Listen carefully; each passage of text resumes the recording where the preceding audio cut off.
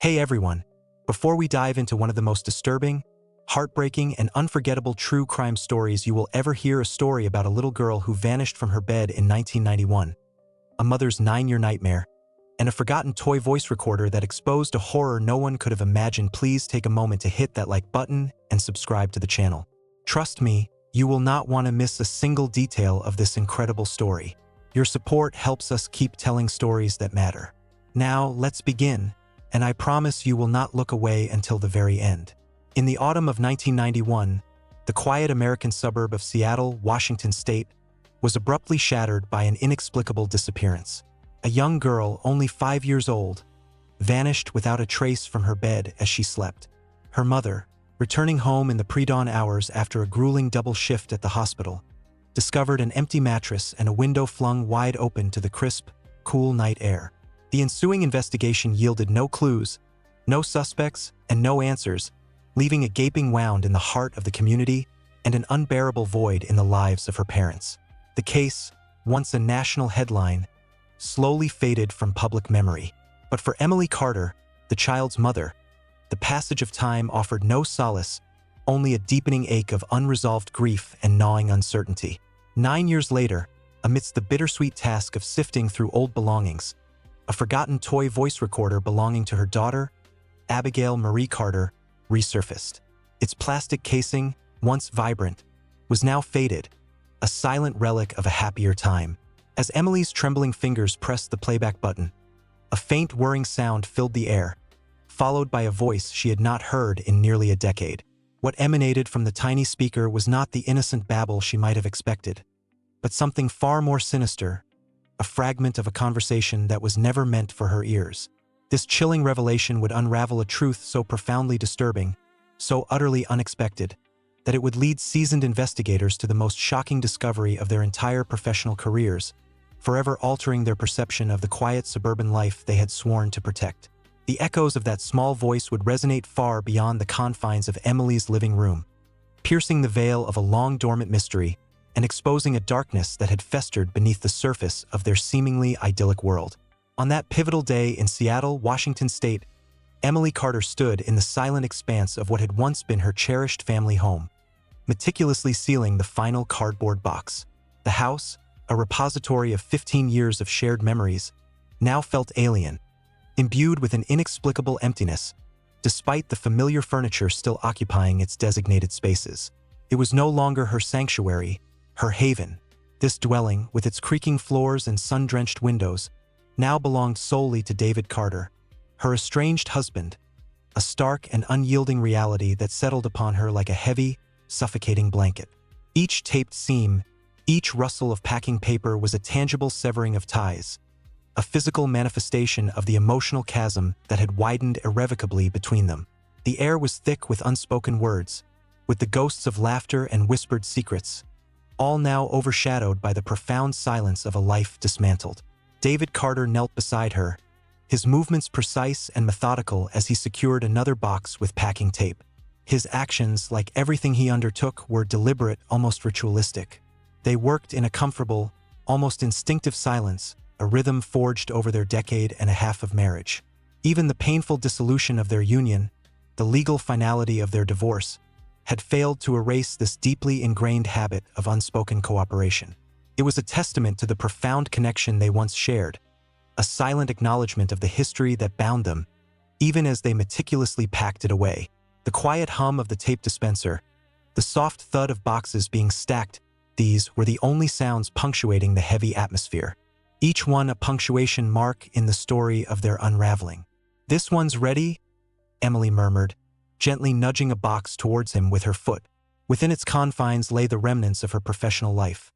Her crisp nurse's uniforms, a collection of well-worn medical textbooks, and the gleaming stethoscope she had received upon her graduation from nursing school, a symbol of her aspirations and dedication. David lifted the box effortlessly. The hands of a carpenter, even at 45, still possessed an impressive, unyielding strength. His muscles, honed by years of physical labor, flexed beneath the fabric of his shirt as he hoisted the weight. "I'll take this one," he stated, his voice a low rumble as he turned and headed towards the front door, leaving Emily alone in the cavernous living room, surrounded by the skeletal remains of their shared existence. Emily sealed yet another box, her mind a whirlwind of fragmented thoughts. She was desperately trying to prevent herself from succumbing to the overwhelming realization of how this once vibrant home had gradually transformed into a silent mausoleum of cherished yet painful memories. Every corner held an echo, every shadow a phantom limb of their past. They had, with a desperate, almost frantic resolve, attempted to salvage their marriage in the agonizing aftermath of their daughter Abigail's disappearance. But grief, that insidious, shape-shifting entity, manifested itself in profoundly different ways for each of them, carving separate paths through their shared sorrow. David, a man of quiet stoicism, found a semblance of solace in the solitude of his workshop, the rhythmic clang of hammer on wood, and in the structured environment of therapy sessions. He sought to compartmentalize the unbearable pain. Emily, on the other hand, plunged herself headfirst into the relentless demands of her profession, embracing additional shifts at the hospital, working herself to the brink of physical exhaustion. She sought refuge in the urgent cries for help, the tangible problems that demanded immediate solutions. Her hope was that sheer physical fatigue would eventually, mercifully silence the incessant tormenting questions that relentlessly pursued her, the echoes of where was Abigail? What happened to her? Why? But no amount of work, no degree of exhaustion, could truly quell the relentless tide of her anguish. Their arguments initially began with trivial matters, seemingly innocuous disagreements that masked a deeper, more corrosive rot. Whose turn is it to buy groceries? One would ask, the words laced with unspoken accusation. Why is the electricity bill so high this month? The other would retort, a thinly veiled expression of resentment. Yet beneath the surface of these mundane disputes, both were acutely aware of the true, unspoken grievances festering between them. These were not mere squabbles over household chores. They were the insidious manifestations of unvoiced accusations, the crushing weight of an omnipresent, suffocating guilt, and the horrifying, utterly unbearable burden of the unknown. The silence of Abigail's absence permeated every corner of their lives, poisoning their interactions, turning every shared moment into a painful reminder of what they had lost. 6 months prior, they had finally, painfully acknowledged the truth that had been silently screaming at them for years. Remaining together, clinging to the shattered remnants of their past, could not bring Abigail back. Their shared grief, instead of binding them, had become a wedge, driving them further and further apart until the chasm was too wide to bridge. The decision to divorce was not a sudden, impulsive act but a slow, agonizing surrender to an inevitable reality, a final, desperate attempt to find individual peace in the wreckage of their shared tragedy. It was an admission of defeat, a recognition that their love, once so vibrant and resilient, had been irrevocably consumed by the all-encompassing fire of their sorrow. David returned, wiping a bead of sweat from his brow. The June day had proven unseasonably warm, and the arduous task of loading heavy cardboard boxes into Emily's compact Ford Focus was undeniably exhausting. The sun beat down relentlessly, reflecting off the asphalt driveway. "That's almost everything," he announced. "Just a few more to go." He gestured vaguely towards the remaining boxes inside the house. "I want to visit her room," Emily said, her voice barely a whisper. One last time. Her gaze drifted towards the upper floor, towards the door that held so much pain and so many precious memories. David's face softened, a flicker of profound understanding passing through his eyes. He knew, without a word needing to be spoken, the immense emotional weight of this request. "Of course," he replied gently. "I'll finish loading these."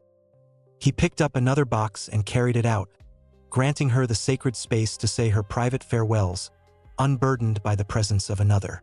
Emily ascended the familiar staircase slowly, her hand tracing the smooth, cool surface of the oak banister. David had installed it himself when they first moved in, his strong hands shaping the wood, his meticulous attention to detail evident in every curve.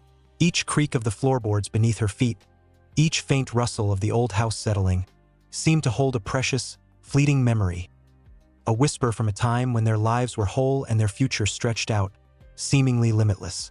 She paused at the threshold of Abigail's room, taking a deep, shuddering breath, steeling herself for the emotional impact before her trembling fingers finally turned the doorknob. The room remained untouched by the relentless march of time, a poignant tableau frozen in the exact state it had been on that fateful night in 1991.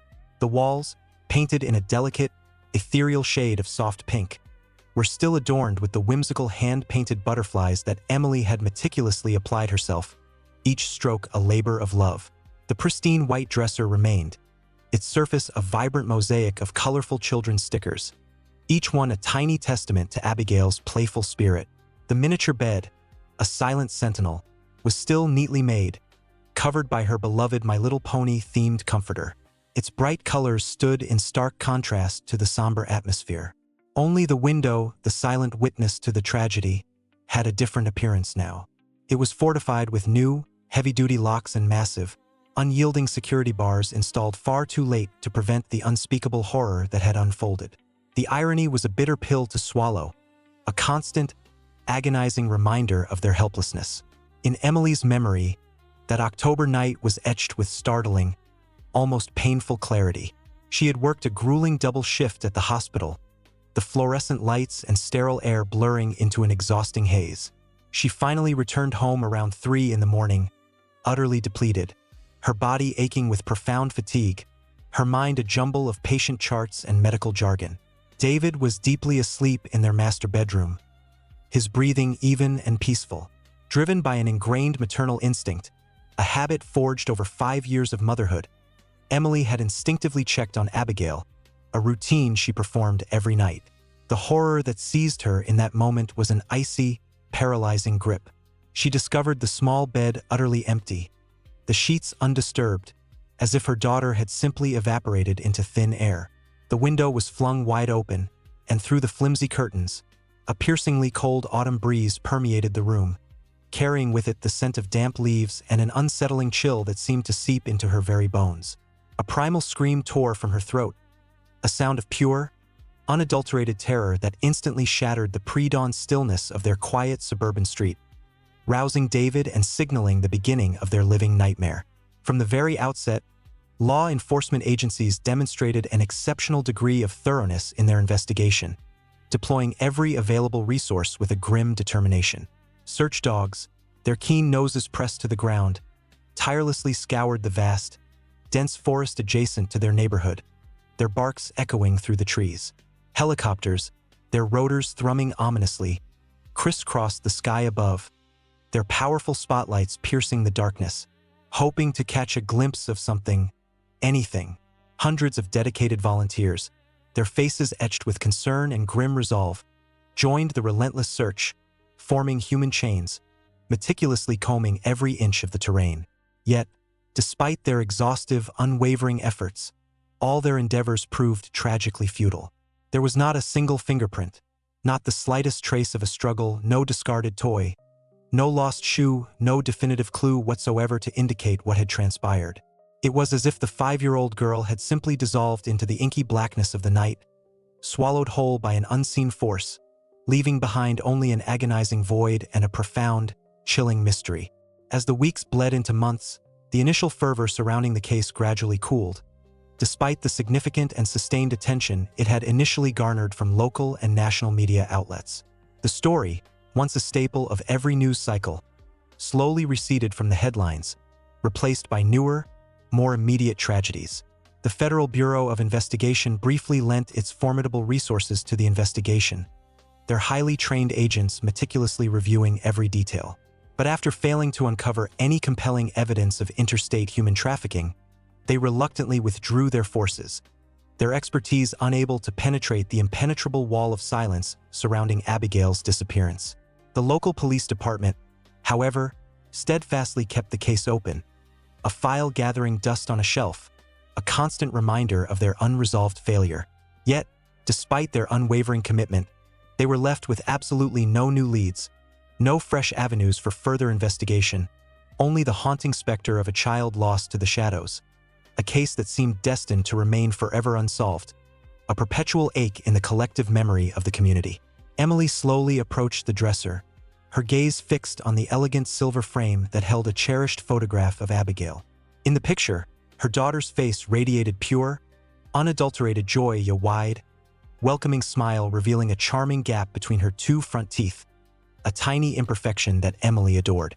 Her eyes, wide and sparkling with an innocent vitality, seemed to dance with life, reflecting a boundless curiosity and an infectious enthusiasm for the world. Abigail was dressed in her favorite striped shirt, a riot of cheerful colors, paired with comfortable denim overalls, a quintessential outfit of childhood innocence. Emily raised her trembling fingers to her lips, pressing a soft, tender kiss to them, then gently, almost reverently, placed them against the cool, unyielding glass of the frame, a silent gesture of love and longing. "Goodbye, my sweet girl," she whispered, her voice barely audible, a fragile breath of sound, as if speaking to a ghost, a fleeting echo of the past that lingered in the quiet room. A single unbidden tear escaped her eye, tracing a warm path down her cheek, a testament to the enduring pain that still resided deep within her. With a final, lingering look, she reluctantly turned and slowly descended the familiar staircase. Each step was a heavy farewell to a life that was no more. David stood patiently by her car, the last of the boxes already neatly and efficiently loaded into the trunk and back seat, a silent testament to his quiet efficiency. They stood facing each other on the sun-drenched driveway, separated not by physical distance, but by an invisible yet palpable wall of unspoken grief and the stark reality of their fractured lives. Two people who had once pledged to be together until the end of their days were now poised on the precipice of entirely separate futures, their paths diverging irrevocably. "Are you going to be okay?" David asked, his voice laced with genuine concern, his brow furrowed with worry. His eyes, usually so guarded, revealed a flicker of the deep affection he still held for her.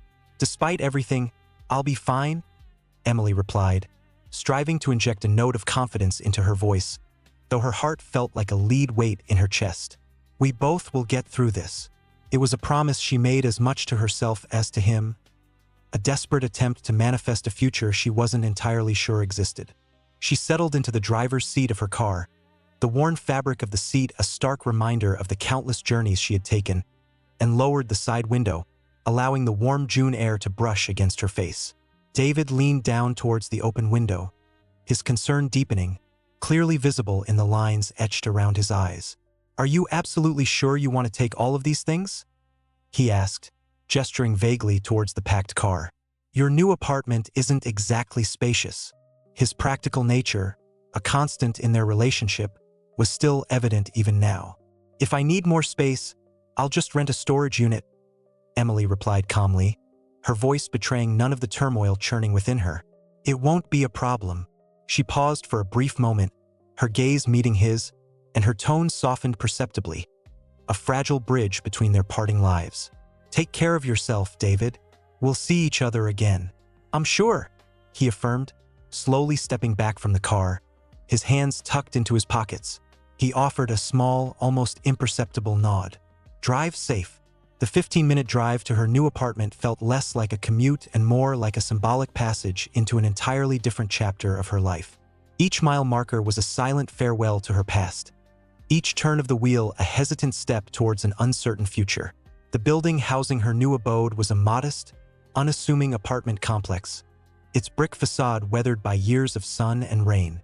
Its primary appeal lay in its convenient proximity to the hospital, a practical consideration for her frequent night shifts, a necessity that now dictated the rhythm of her existence. She had rented a two-bedroom apartment on the second floor, one room designated for her personal living space, a small sanctuary, and the other she intended to use for the daunting task of storing her numerous belongings, the physical remnants of a life she was trying to rebuild. The process of moving all the boxes into her new apartment consumed long, arduous hours, stretching well into the evening. Although the building provided a sturdy, utilitarian dolly, which significantly eased the burden of transporting the heavier items, she still had to make several exhausting trips, her muscles aching with the unfamiliar strain. Her new neighbors, a curious assortment of faces, observed the unfolding spectacle with undisguised interest, their gazes lingering on her. Yet none of them offered a helping hand. It was, however, perfectly acceptable. She didn't feel ready for the complexities of new social connections or the demands of new relationships. Her emotional reserves were depleted, her heart too heavy to engage in polite small talk or the awkward dance of getting to know strangers. By the time evening descended, casting long shadows across her new, unfamiliar space, her small living room was entirely consumed by towering cardboard monoliths, a silent, imposing testament to the life she had just packed away. Emily, utterly exhausted both physically and emotionally, sank onto her well-worn second-hand sofa, the springs groaning in protest beneath her weight. The logical course of action would have been to begin unpacking the absolute essentials, her work clothes, her toiletries, the basic kitchen utensils she would need for survival. Yet her gaze, as if drawn by an invisible, irresistible force, kept returning to one particular box, its flaps neatly secured, a label in David's precise, familiar handwriting declaring Abigail's favorite things. Unable to resist the powerful, almost magnetic pull of that box, she slowly, deliberately pulled it towards her. With a profound sense of reverence, she carefully unsealed its flaps, revealing the treasures within. David had packed this particular box while Emily was preoccupied with the tedious, soul-numbing paperwork of their divorce, a task she had delegated to him. Knowing her own emotional fragility, she had specifically asked him to place inside it only those items that Abigail had cherished above all else, the objects that held the deepest resonance of her daughter's brief, vibrant life. At the very top, nestled gently, lay a soft purple plush owl, its large, innocent eyes seeming to gaze up at her. Beside it, Abigail's beloved unicorn, its horns slightly bent from countless adventures, and a collection of other cherished dolls, their plastic faces frozen in perpetual smiles. Beneath this comforting layer of toys lay neatly folded dresses and pajamas. Their fabric still retained a faint, almost imperceptible yet achingly familiar scent of childhood, a comforting blend of Johnson's baby shampoo and the buttery, slightly salty aroma of Ritz crackers. It was a scent that instantly transported Emily back to a time when her daughter was alive, a time of bedtime stories and whispered secrets. At the very bottom of the box, carelessly scattered as if tossed aside in a moment of playful abandon, were her daughter's well-loved, dog-eared books. Corduroy, Where the Wild Things Are, The Velveteen Rabbit, each one a portal to a world of imagination and innocence, each spine cracked from countless readings. And then Emily's gaze fell upon it. The red and white cassette recorder. It wasn't the expensive, coveted Mattel model that Abigail had so desperately wished for on her 5th birthday, the one with flashing lights and multiple functions. Instead, it was a simpler, more modest version purchased from a local toy store, a compromise they had made that year. At the time, they had been diligently saving every spare penny for a new water heater, a necessary but unexciting household expense. The compromise had seemed entirely reasonable and justifiable then, a small sacrifice for a larger, more practical need. Now, looking at the humble toy, Emily felt a pang of guilt, a fleeting regret that she hadn't been able to give her daughter everything she desired. Emily lifted the toy, surprised by its unexpected weight. The batteries, she mused, must have long since died, their power drained by years of disuse. Her fingers instinctively sought out the battery compartment, and she discovered that the old power cells had indeed leaked, leaving behind a dried, crystallized residue, a faint, chalky film. With meticulous care, she thoroughly cleaned the contacts with a tissue, wiping away the corrosion, then inserted fresh AA batteries, retrieved from her overflowing junk drawer, a testament to her preparedness. The playback button depressed with a familiar, satisfying mechanical click, a sound that resonated with the echoes of childhood. The air in the quiet apartment was instantly filled with a soft, persistent hiss of static, a white noise that seemed to amplify the silence around her. Then, a thin, reedy, unmistakably childlike voice pierced through the static, a sound that sent a jolt of raw emotion through Emily's entire being. Testing, testing. This is Abigail Marie Carter, and I am 5 years old. Emily's heart constricted with an unbearable pang of pain, a sharp, agonizing ache, yet simultaneously swelled with an overwhelming tenderness, a profound sense of love that transcended time and loss. She hadn't heard the sound of her daughter's voice in 9 long, agonizing years, and the sudden, unexpected familiarity of it was both a blessing and a torment. Tears, hot and unstoppable, streamed down her cheeks, blurring her vision as Abigail continued to chatter on. Her voice was filled with the carefree innocence of childhood, recounting the mundane details of her day, her friends at kindergarten, a beautiful butterfly she had spotted fluttering in their garden, a new drawing she had made. Then, abruptly, the recording shifted. The background noises changed, becoming more distinct, and the faint sounds of movement could be heard, a rustling, a shuffling. And then David's voice emerged, distant but unmistakably clear, his words carrying an unusual inflection. "Abigail, go to the princess room when you're done. Remember what I promised. As soon as we're finished, we'll go to Walmart for a new My Little Pony." Emily's brow furrowed in confusion, her mind racing, trying to make sense of what she had just heard. The princess room, the phrase echoed in her mind, unsettling her. She rewound the recording, her fingers fumbling slightly, and listened to it again, her concentration absolute. David's tone was indeed unusual. She realized a strange blend of coaxing and almost fawning, an uncharacteristic eagerness in his voice. And Abigail, Emily recalled with a sudden jolt, had never shown a particular interest in princesses. Her daughter had always preferred animals, the fantastical creatures of myth and legend, dragons, unicorns, playful puppies. Perhaps, Emily mused, David had been attempting to redirect her interests, to encourage her towards different toys. Parents sometimes did that, subtly nudging their children towards new avenues of play. The promised My Little Pony could very well have been a bribe for good behavior, a common parental tactic. Emily searched through the box again, her hands rummaging through the remaining items, but she couldn't find any My Little Pony figures. Perhaps they were in another box, or David had kept them for himself, unable to part with them. Some toys, she knew, were simply too painful to pack away, imbued as they were with too many precious yet agonizing memories. She turned the recorder back on, listening intently to every word, every subtle nuance, trying to discern a hidden meaning, a clue she might have missed. The princess room, it was such a strange phrase. David had never referred to Abigail's bedroom in that way. Was it part of some elaborate game they had been playing? A secret world only they inhabited? A special nickname that had simply slipped her mind over the years? After all, David had spent more daytime hours with Abigail, especially after Emily started taking on more shifts.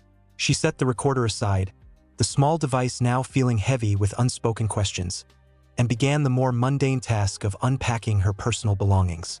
Hours passed as she slowly, methodically began to arrange her life in this new, unfamiliar space, placing dishes in unfamiliar cupboards, hanging clothes in a smaller closet, arranging cherished photographs on different walls, trying to make this new apartment feel like home. When she finally opened her filing cabinet to organize important papers, a sudden, cold wave of anxiety washed over her. Something crucial was missing. Her nursing license renewal documents were nowhere to be found. She checked every folder twice, her fingers frantically sifting through the papers, then meticulously searched all the boxes clearly marked with her name. Nothing.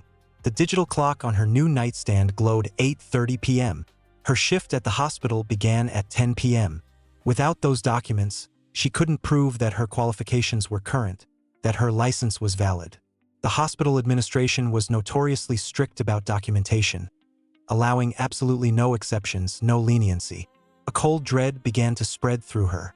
This was more than just an inconvenience. It was a threat to her livelihood, to the very stability she was desperately trying to build. She picked up her new phone, its unfamiliar weight a stark reminder of her new life, and dialed David's number. He answered on the third ring, his voice sounding tired but clear. "Emily, is everything all right?"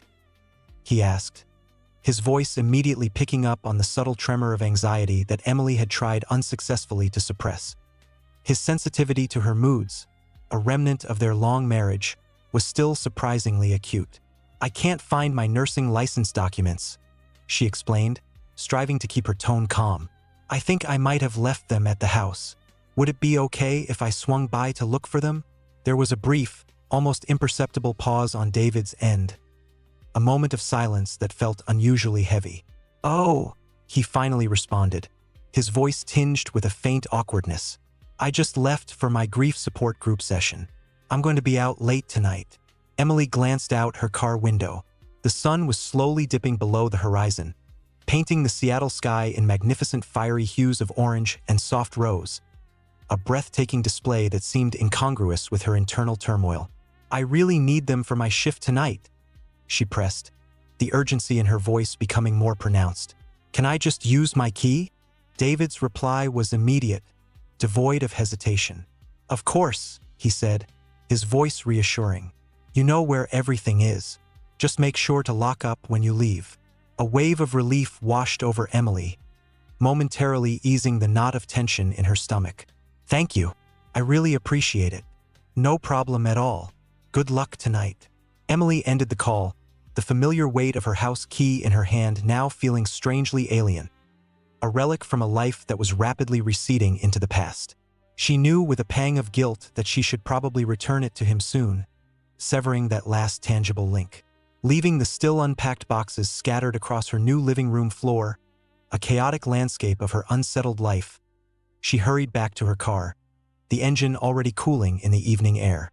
Emily pulled into the familiar driveway 15 minutes later, the gravel crunching softly under her tires.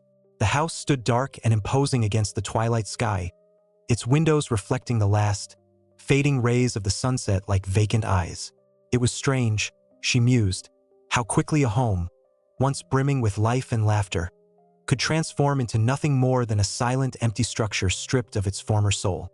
The vibrant energy that had once permeated its walls, the echoes of Abigail's laughter, the quiet hum of their shared existence, all had dissipated, leaving behind only a hollow shell.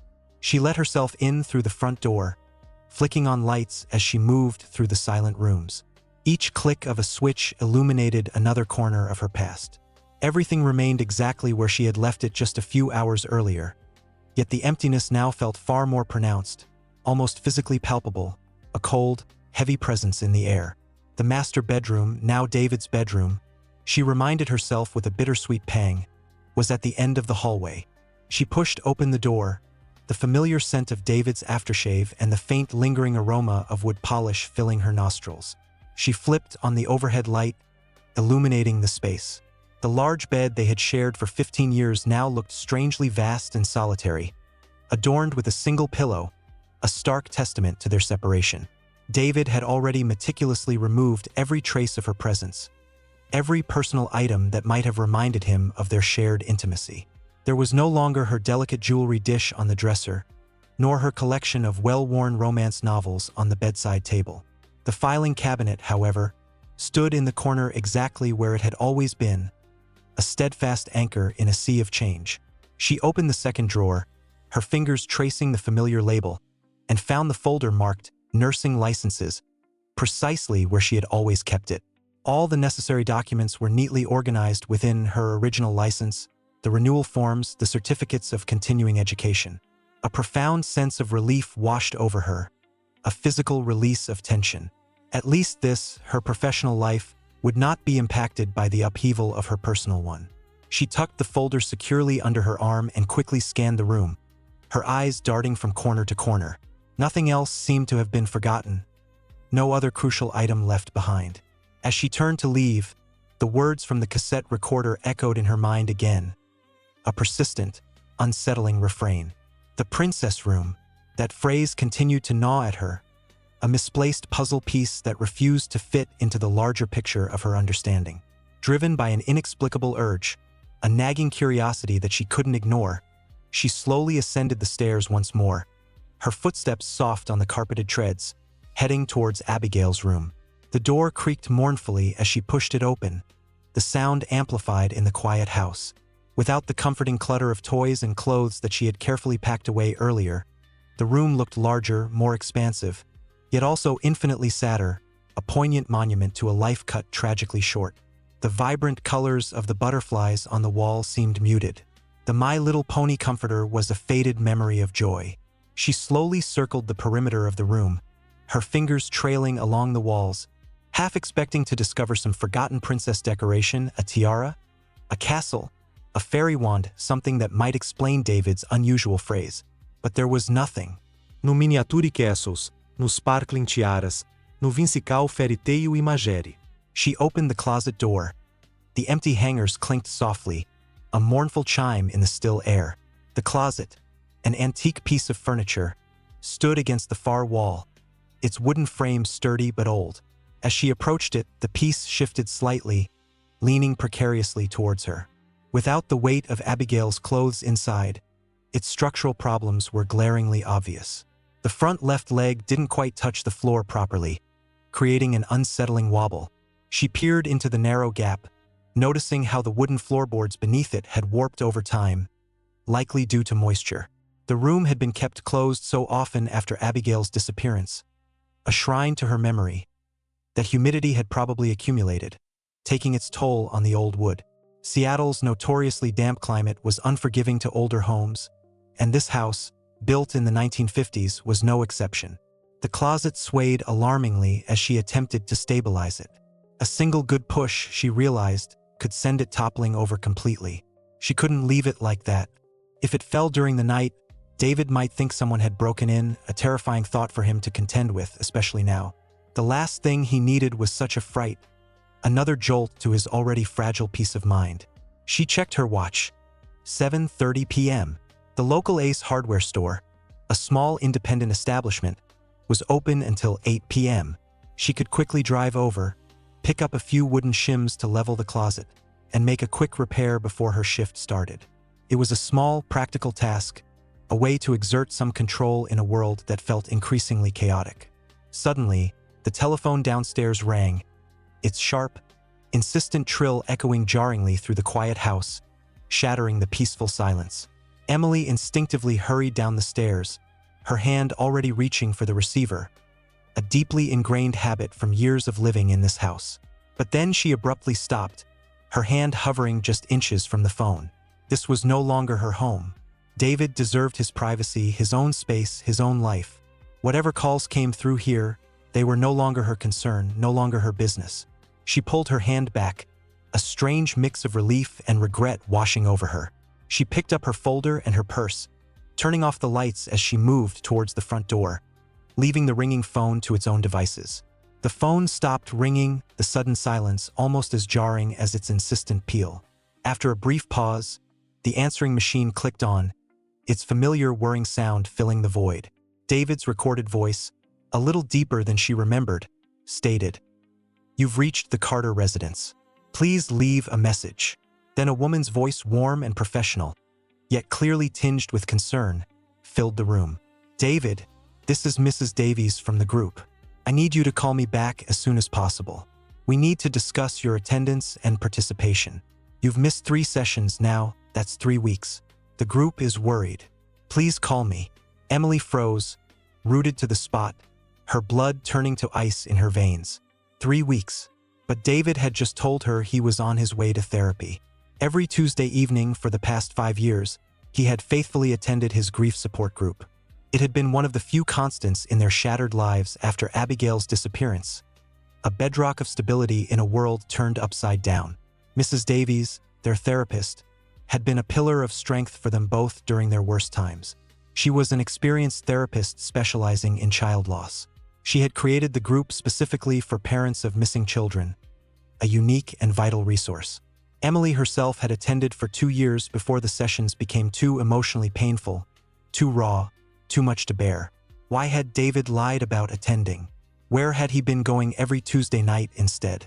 The question swirled in her mind, a dizzying vortex of suspicion and unease.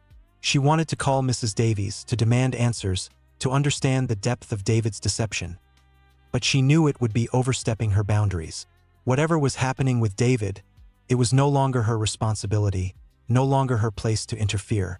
Yet the gnawing worry persisted, a relentless ache in her gut. They had promised to remain friends, to support each other even after the divorce, a fragile pact forged in the crucible of shared sorrow. Emily locked the front door behind her, the click of the deadbolt echoing in the quiet evening, and walked slowly towards her car. Her Ford Focus had a surprisingly expensive car phone installed by the previous owner, a luxury she had kept for emergencies. She picked up the bulky handset, its weight feeling substantial in her hand, and dialed David's number, her fingers trembling slightly. The evening air had cooled considerably, bringing with it the crisp, clean scent of pine and the distant, barely perceptible hint of rain. Streetlights flickered on along the quiet suburban street, casting soft, golden pools of light on the manicured lawns. This neighborhood had been their cherished dream when they purchased the house 10 years ago. Safe, family-friendly, with excellent schools.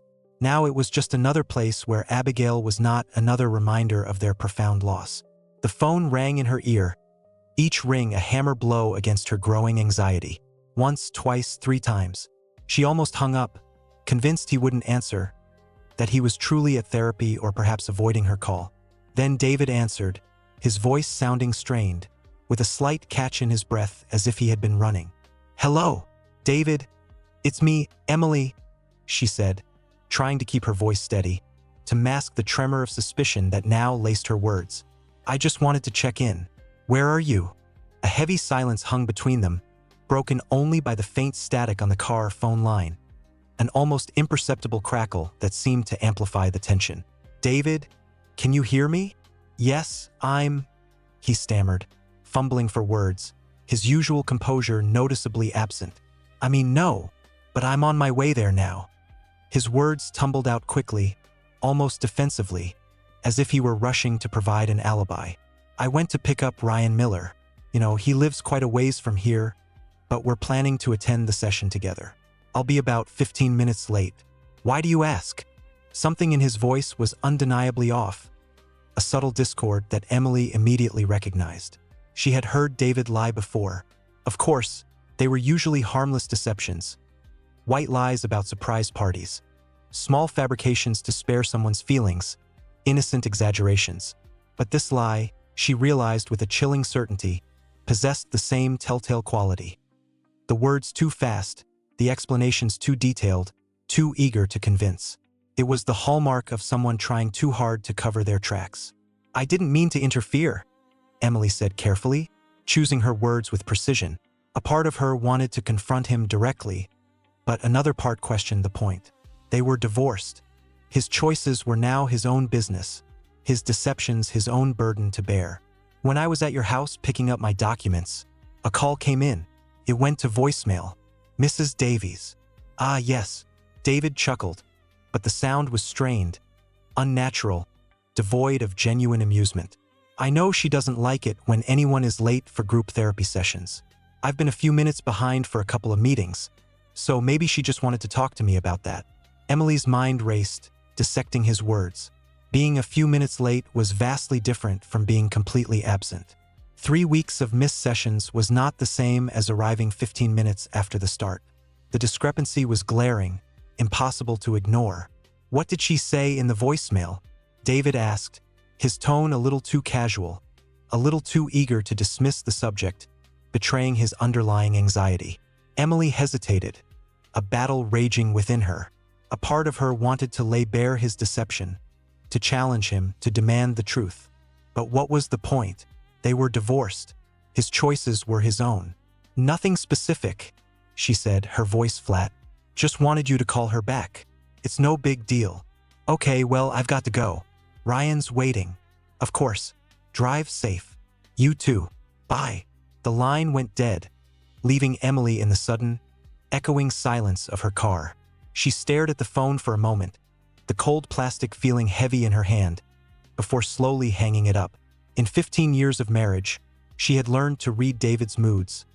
His tells, the subtle shifts in his voice and demeanor that betrayed his true feelings. He was definitely hiding something significant. She started her car, the engine purring to life, and pulled away from the house. The familiar street now felt imbued with a new, unsettling layer of mystery. The Ace hardware store was only a 5-minute drive away, a beloved family-owned business that had managed to survive the onslaught of larger retail chains thanks to its excellent customer service and deep roots in the community. The bell above the door jingled merrily as she stepped inside, a cheerful sound that seemed out of place with her somber mood. John Smith, the owner's son, looked up from behind the counter, his face breaking into a friendly, welcoming smile. "Emily, good to see you. How are you doing?" "I'm doing well, John. Just need some shims for a wobbly closet." "Third aisle halfway down," he instructed, his voice booming slightly in the quiet store. He finished ringing up another customer's purchase, then called out, "Hey, how's David's renovation project coming along? Does he need any help? I've got some free time this weekend." Emily froze, a wave of confusion and bewilderment washing over her. "Renovation project?" she repeated, her voice barely a whisper. John frowned, scratching his head. Yeah, the hobby room he's building. He was in here last week. Bought a whole cartload of supplies, sheets of plywood, paint, new tools. Said he was finally doing that hobby room he'd always talked about. A hobby room. David had indeed mentioned wanting one years ago, back when he still pursued woodworking projects for pleasure, before the world had tilted on its axis. But after Abigail's disappearance, he had lost all interest in his hobbies, his tools gathering dust in the garage, his passion extinguished by grief. Well, Emily said, forcing a strained smile, a desperate attempt to appear normal. I'll have to ask him about it. Thanks for the information. No problem. Shims are right where I said. Emily quickly found what she needed, paid for her purchase, and headed back to her car. The paper bag from the hardware store rustled softly as she placed it on the passenger seat. A renovation project she knew nothing about. Missed therapy sessions. A blatant lie about his whereabouts tonight. The pieces didn't fit a knot yet. But Emily couldn't quite grasp the full, horrifying truth. Perhaps David was simply going through a difficult time with the divorce, struggling to cope. People dealt with grief and change in different ways. He might have thrown himself into a project to manage the emotional pain, too embarrassed to admit he had stopped therapy. She checked the clock on her dashboard. 8:05 p.m. If she hurried, she could still fix the closet and make it to her shift on time. The evening had taken on a surreal quality, a dreamlike haze. This morning, she had been married, living in this neighborhood. Now she was a guest in her own life, uncovering secrets in a house that had once held no mysteries. She turned the key in the ignition and drove back towards David's house. Utterly unaware that each mile was bringing her closer to answers she was profoundly unprepared to face. Emily pulled into David's driveway for the second time that evening. The crunch of gravel beneath her tires, a familiar sound that now felt strangely ominous. The paper bag rustled as she picked it up along with her purse. She would make this quick, fix the closet, then head to her shift. John's words about the renovation project continued to swirl in her mind, a persistent, unsettling hum. Perhaps David truly was returning to his old passions, finding solace in the familiar rhythm of creation. During their courtship, he had spent weekends crafting beautiful wooden figurines, wise owls, cunning foxes, tiny bears with intricately carved details. His hands, she remembered, had been so gentle, so precise, coaxing life from raw wood, transforming it into art.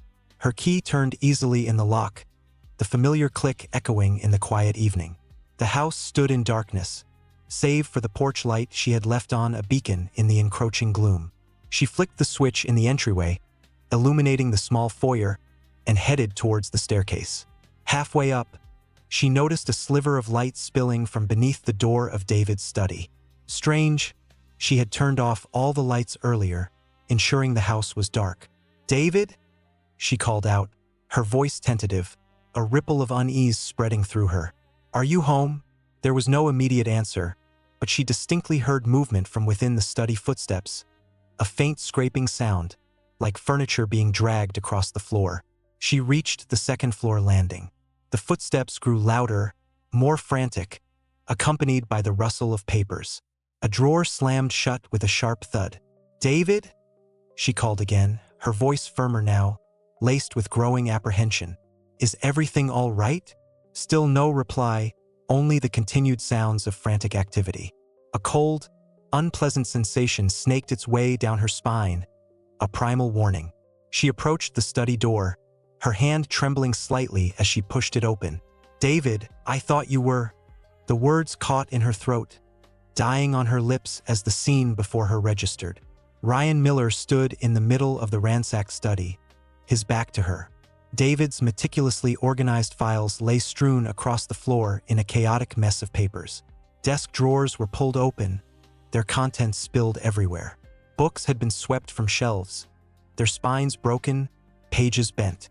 Documents were ripped from folders, scattered like confetti. "Ryan!" Emily stared at him in shock, her mind struggling to comprehend the scene. "Why are you here? I thought you were with—" Ryan slowly turned, his movement stiff, almost mechanical. His face gleamed with sweat, his skin pale and waxy in the dim light. His usually neat sandy brown hair stood on end, disheveled and wild. When his eyes finally met hers, she saw that his pupils were dilated, vast black pools that seemed to swallow the light, reflecting a disturbing emptiness. "Are you okay?" Emily asked, though it was painfully clear he was not. "You look sick." Ryan took a step towards her, his movement unsteady, a slight sway to his frame.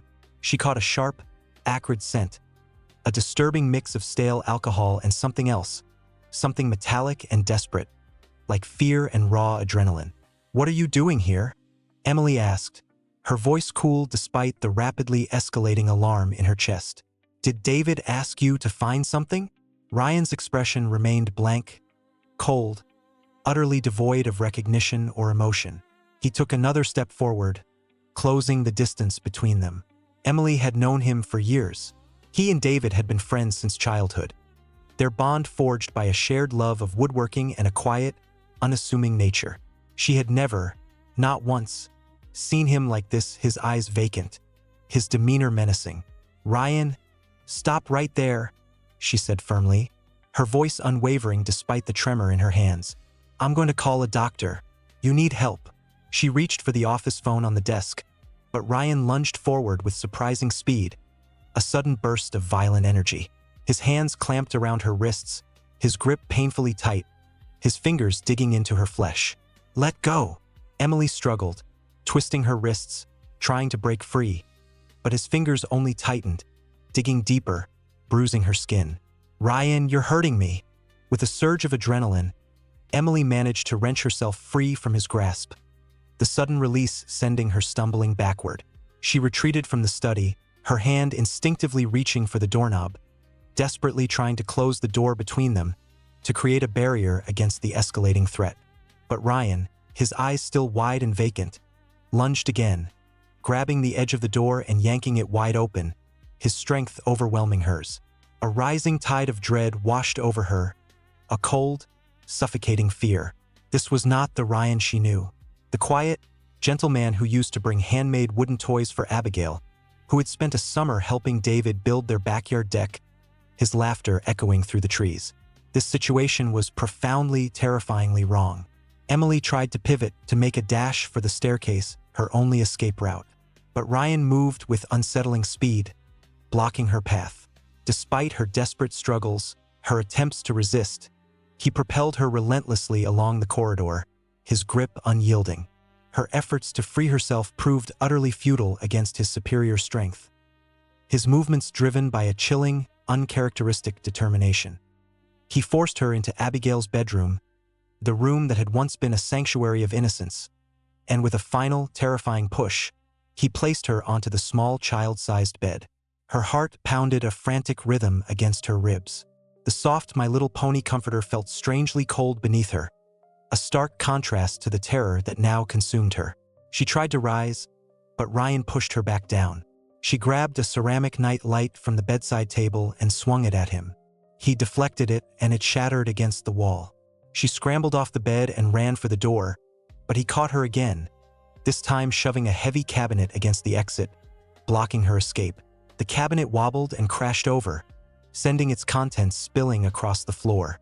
Emily screamed for help, but the sound seemed to disappear into the walls. What she didn't know was that the police had already received an anonymous tip, perhaps from a neighbor who had seen the struggle through a window, or perhaps from the frantic call David had made to Ryan earlier. The details emerged later. Within minutes, the sound of sirens filled the night air. Police surrounded the house. Negotiators called out through megaphones. But before they could breach the front door, a team of officers found a hidden passage behind a bookshelf in the study, a narrow corridor that led to a secret, soundproofed room in the basement. And there, in that hidden room, they found her. A teenage girl, thin and pale, her eyes wide with terror and confusion. She was wearing a faded nightgown, and she flinched at every sound. She looked to be about 14 years old, and she was alive. "Abigail?" one of the officers asked, his voice barely a whisper. The girl nodded slowly, as if she had forgotten her own name. Abigail Marie Carter, 9 years after she had vanished from her bed, was found alive in a secret room hidden inside her own home. She had been held captive by her own father, David Carter, and his accomplice, Ryan Miller, for nearly a decade. David had told her that the world had ended, that everyone else was dead, and that she was meant to repopulate humanity with him and his brotherhood. He had built the hidden room using his carpentry skills, soundproofed, with a separate entrance, supplied with food and water. He had convinced the outside world that his daughter had been kidnapped or worse, while all along she was imprisoned just feet away from where Emily had slept every night. Emily, still restrained in Abigail's old bedroom, heard the commotion, the shouts, the footsteps, the cry of, "We found her!" She broke free from Ryan's weakened grip as officers stormed the room. They arrested Ryan and led her downstairs. And then she saw her, a girl she barely recognized, yet whose eyes she knew instantly. "Abigail," Emily whispered. The girl looked at her, then looked away, as if she had been taught not to trust. But then, slowly, recognition flickered across her face. "Mom," she said, her voice small and hoarse from years of disuse. Emily ran to her and wrapped her arms around her daughter for the first time in 9 years. Abigail stiffened at first, then melted into the embrace, sobbing. The officers gave them a moment, then gently guided them out of the house to a waiting ambulance. The medical examination at the hospital confirmed the unimaginable. Abigail had suffered years of physical and sexual abuse. She was malnourished, her growth stunted. She had not been to school. She had not seen sunlight in years. Her psychological state was fragile. She had been brainwashed into believing that the outside world was a wasteland, that her father was her only protector. Yet, despite everything, she was alive. Her spirit, though battered, was not broken. David Carter and Ryan Miller were arrested along with several other accomplices who had been part of what David called the Brotherhood of Family Sanctuary. The investigation revealed that David had meticulously planned Abigail's disappearance for months. The open window, the lack of evidence, it had all been a carefully crafted illusion. He had used his knowledge of the house, his reputation as a grieving father, and his therapy group as a cover. He had even attended sessions for years to maintain his alibi, only stopping recently when he became overconfident. Mrs. Davies' voicemail had been the first thread that Emily pulled, and it had unraveled everything. In the interrogation room, David confessed not with remorse, but with a chilling sense of justification. He believed that the world was corrupt, that he was saving his daughter from a sinful society, that he was creating a new future for humanity. The detective who interviewed him later described it as one of the most disturbing confessions he had ever heard. Ryan Miller, his childhood friend, had been his accomplice and enforcer. Other men had visited the hidden room over the years, part of David's sanctuary. The full extent of the horror would never be made public to protect Abigail's privacy. But enough was known to ensure that David and his co-conspirators would spend the rest of their lives in prison. Emily and Abigail were moved to a safe house under new identities. The road to healing was long and painful. Abigail had to learn that the world had not ended, that there were people who loved her, that she was safe. She had to relearn basic social skills, to overcome her fear of sunlight and strangers. Emily quit her nursing job to devote herself fully to her daughter's recovery. They attended therapy together, individual and joint sessions, working through years of trauma, guilt, and rage. Abigail was slowly reintroduced to the world, a world that had not ended, a world that had never stopped searching for her. The first time she walked into a grocery store, she froze at the entrance, overwhelmed by the noise, the colors, the sheer number of people. Emily held her hand and said, "It's okay, I'm right here." Abigail took a breath and stepped inside. It was a small step, but it was a beginning. Years later, when the statute of limitations had passed and the media frenzy had died down, Abigail chose to share her story in a limited way, to help other missing children, to raise awareness about the insidious nature of domestic abuse and captivity. She became an advocate, speaking at conferences and writing letters to lawmakers. She never fully forgave her father, but she learned to let go of the anger that had consumed her. Emily, now gray-haired and weathered by grief, stood by her side every step of the way. The red and white cassette recorder, the simple toy that had broken the case, was donated to a museum dedicated to victims of crime. It sits in a glass case, a reminder that sometimes the smallest, most forgotten objects can hold the key to the deepest secrets. And in the quiet moments, when the wind blows through the trees of that Seattle suburb, some say you can still hear the faint echo of a child's voice, testing a voice that was silenced but never forgotten. If the story moved you, please hit that like button and subscribe to the channel. Share this video with someone who needs to be reminded that the truth, no matter how deeply buried, can eventually come to light. Thank you for watching, and I'll see you in the next story.